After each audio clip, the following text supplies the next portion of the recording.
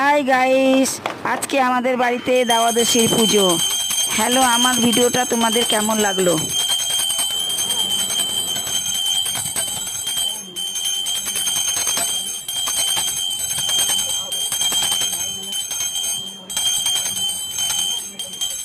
আমাদের ভিডিও যদি ভালো লেগে থাকে অবশ্যই লাইক, কমেন্ট, শেয়ার, সাবস্ক্রাইব করবেন।